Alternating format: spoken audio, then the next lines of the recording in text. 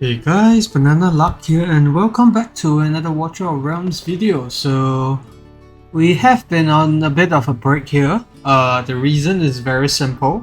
I did get quite demotivated after seeing these three dudes in a row. Okay, not in a row, but yeah, we got him quite a lot in the last weekend and yeah, it was really terrible. We only got 2 copies of Setrum, 3 copies of him, and then 0 copies of Boris, which was who we, really wanted to go for in the first place. We also got dupe copy of Zealous, as well as who was that? Yeah, I think that's about it. Zealous, and I mean we did get Gwendolyn and Vienna dupes, but yeah, it wasn't what we really wanted considering the amount of resources we put in. But anyways, all that aside, I do want to talk about the events coming up this weekend. So it's quite crazy how much events that they are, putting in place together. Honestly, I feel it's quite of a money grab in the sense that, people have obviously put for the 1+1 the week before, and then the Gwendolyn week, and then now there's another 1+1. I mean, it's nice that they're giving it to people, but it's not like it's a 2x and 1+1 event, right? People have to spend like 220 summons minimally to get here from their last PD. So it's quite a lot of resources, and then there's also the, New Year special summon event that is new to the game. So during the event, first legendary hero summon is guaranteed to be an unowned one, and this can only be activated once. So same as the 1+1 can only be activated once. So I guess the big question is which one should you go for? It's really up to you in any case. Depends on who you have. So let's have a look at my lineup, right? Let's just look at normal heroes alone. Let's not consider lots for now. So we're missing Arrogance. Let's see, Constance. Crutch. Hex. So that's 4 heroes. Eileen, Astrid, and Sadie, 7. So what else do we have? Kamet, 8. Kriya, 9. Boris, 10. So 10 heroes in total. And lots wise, of course, we're missing King Haas. We're missing Morrigan, Queen Fiend, Araka, and Venoma. So that's 15 heroes in total. But based on the system notice, the event notice, you can see here, New Year special summon, the first legendary hero guarantee is guaranteed to be an unowned one. Can only be activated one time, and total drop rates of the hero in the same rarity remain the same. And then you obviously can't summon the event exclusive heroes or the ancient summoning exclusive heroes. And if you have all heroes ready, then this won't apply.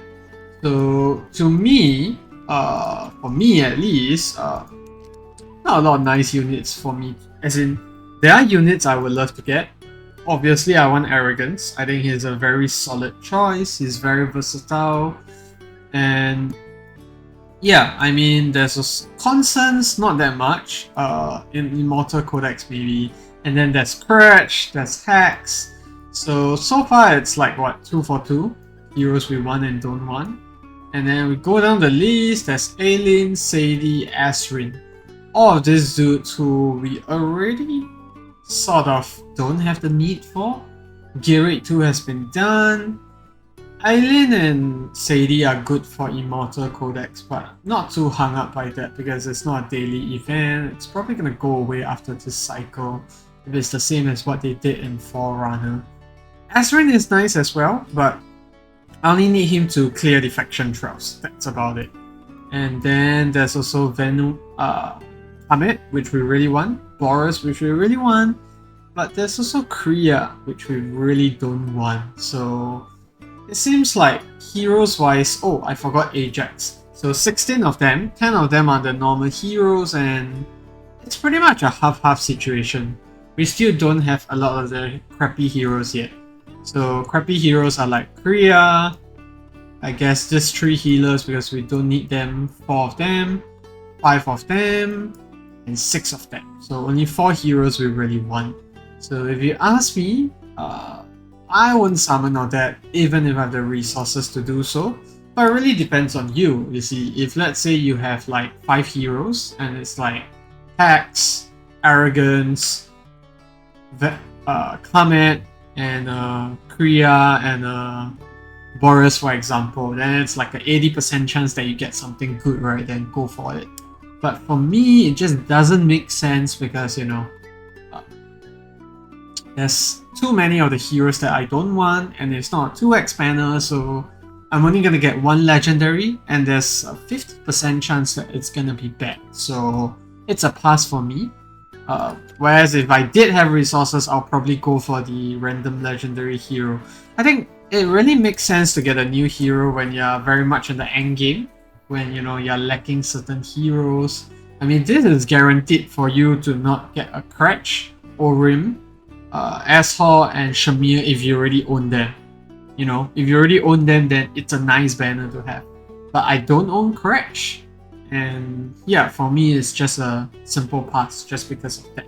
And I don't have Kriya too, which is one of the few crappy heroes. Other than that, Ancient Event is quite exciting. There is a new hero coming out, so we'll just run down the list first. Cyrus, first of all, the Esotericist faction lord. So he's limited to only ancient summons, he's a defender, and he has that insane range. I think just 1 tile short of what Adir has, and can look at his skills. First skill is 100% AoE damage to multiple enemies in range, and this is magic damage. And before I run into his ultimate, his talent summons 1 skeleton warrior within 2 tiles ahead when deployed. And his ultimate does that again, summons another skeleton warrior and increases the skeleton and the hero's damage by 100%, attack speed by 60 for 10 seconds.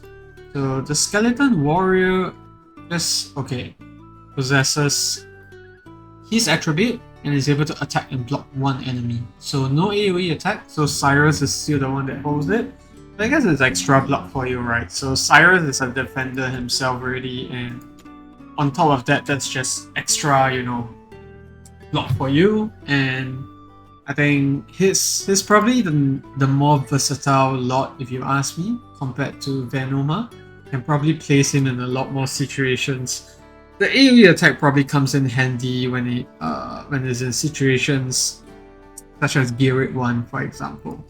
If we look at reviews, see who people have used, yeah, I think Guild War could be nice too. Placing him at the back, Faction Trials obviously, and yeah, you see Geared 1. So yeah, and let's see, and a spell, 40% incoming damage will be absorbed by the summons, and it resists fatal damage. One of the summons will be sacrificed to resist the damage. On first look, this sounds good. I mean, it's sort of like a voodoo doll thing, right? His skeletons take the hit for him.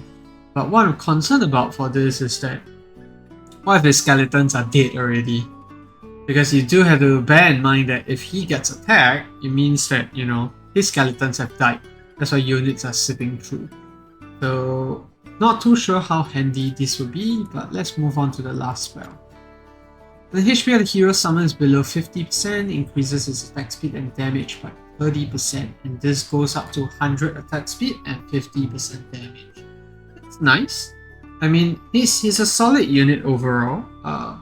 I would much rather prefer him over Venoma. I think most of the ancient lords are better versions of, you know, their non-ancient counterparts, because I think Venoma has curse and control from what I know, but Cyrus just seems to be more versatile in terms of content. And yeah, I think the guy that I'm probably more excited about is this guy, Uridin. So he is a new fighter from the Chaotic and Cultist faction. So he's gonna go and join the ranks of Cerberus and Aatrox as the Cultist Chaotic fighters. And this guy is really interesting. So firstly, you can see just from the description, multi-target attack and execution. So he's another version of Vienna. And we'll take a look at his talent first. After the ultimate is cast, basic attacks turn into Phantom Strike for 15 seconds. So what is Phantom Strike? Deals 150% AoE damage to 10 enemies in the range of his ultimate. Let's see his ultimate range. Does it say anything? That's it. Okay. There's probably this 3 tile range in front of him, which kind of fits Gear 1, right? Because you put units at the front there.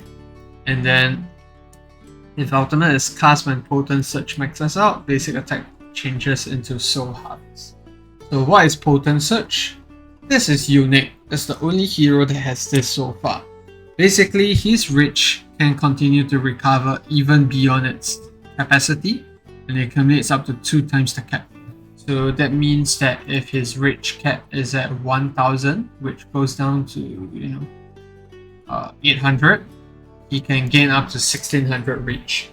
And no matter what, all Rich will be consumed when he casts his ultimate.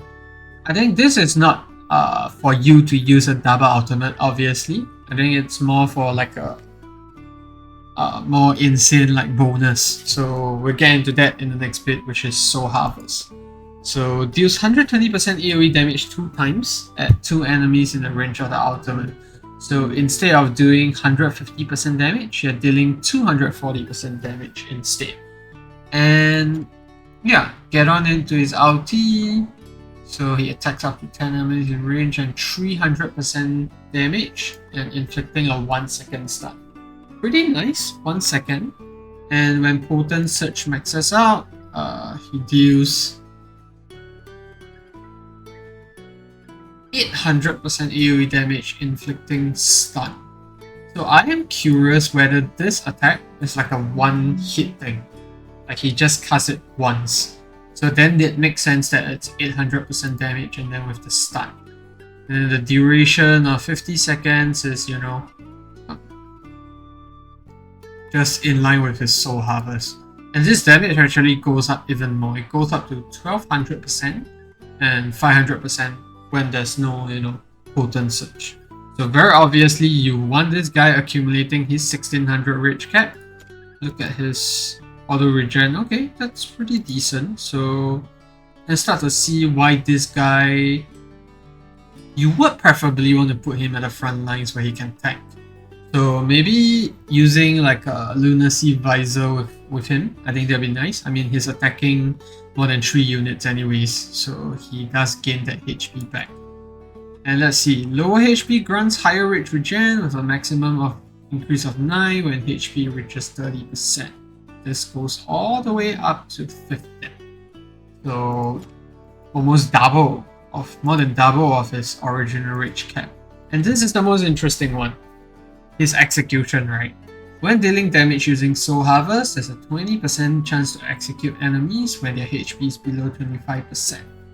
So yeah, execution threshold goes up to 35%, and then the chance goes up to 30%. So this is Vienna basically, just that this guy is melee and he does it on a constant level. Like it's not gonna be one spell, bam, that's it. So every time he does a hit, there's gonna have a chance to do that. And there's also unyielding, which probably means you can place him in the front lines. So this goes up to 7 seconds. Very interesting guy. Potentially he could be pretty nice in Gear 1. It's hard to know without testing him, but this guy is super rare, right? I mean, you can only get him in Ancient Summons, and most importantly, this guy is from the Chaotic faction as well. So that means that you can use him with Gun, paired with like the likes of Cornelian, and things will get really interesting, right? And potentially see him in AoE Arena even. But I really like the design of this guy's kit. Let's look at his stats. Oh, 6k attack, that's pretty high, and 18k HP.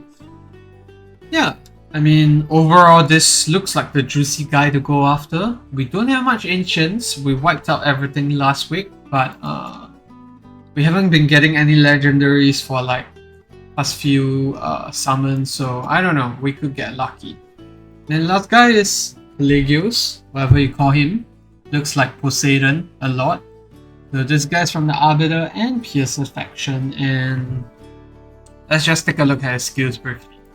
Helen summons Tides every 12 seconds, dealing 200% damage, true damage to targets in range, 30% chance to inflict 1 stack of Radiant Erosion, and this effect triggers much more gradually, but there's no exact stats on it. And what's Radiant Erosion? Basically dealing true damage based on the carrier's defense every 2 seconds, stacking up to 3 stacks. And attack, okay, AoE damage to multiple enemies. Can already see him being used in Gear 3 on the left side. And then what's this? Poseidon's Fury. Attacks one enemy in range, dealing 400% AoE damage to 10 nearby enemies and inflicting 3 stacks of Radiant Erosion on the main target. This damage goes up to 600%, skill cost goes down to 600. So we could see this guy triggering his ultimate quite frequently. And this also does Radiant Erosion. And then Poseidon's Fury, which is his ultimate, has a chance to cast a tidal vortex at a location, draws enemy towards the center, so control. And if they're inflicted with Radiant Erosion, it's consumed to do 600% true damage to enemies. So I'm assuming this is AoE, I hope. I think that'll be nice, but I can start to see why this guy is a better version of Next or Raza. There's control plus true damage. And last but not least, when there are more than 5 enemies in range, 30% chance to cast Poseidon Furies repeatedly on random enemies. And this can be triggered at most 2 consecutive times. There are more than 10 enemies, the trigger chance is double. So this is like what, 40%? If there's more than 10, it goes up to what, 80%? So pretty insane. I mean, this guy could potentially even be eligible for Gear 1. I can see it happening because of that true damage going on. And yeah, this guy looks really nice too. I mean, let's look at stats wise. 3.9k is on the lower side for piercers, but I think the magic damage and true damage makes up for it for Gear 1. And let's see if people feel the same way in these reviews. Faction Trials obviously for Gear Piercer Faction Trials. Sustained DPS even nice. I mean, because of the control probably. Gear 3, Gear 1, so looks to be a really nice hero. Yeah, I think very solid event coming up this weekend. Too bad we don't have more summons, but then again, we didn't hit anything last week, so I don't think saving it would have made any difference. But yeah, pretty long video, lots to run through, lots of interesting heroes that are coming up, and you know, wish you guys all the best in the upcoming week for your summons, and yeah, and I'll see you in the next one. Goodbye.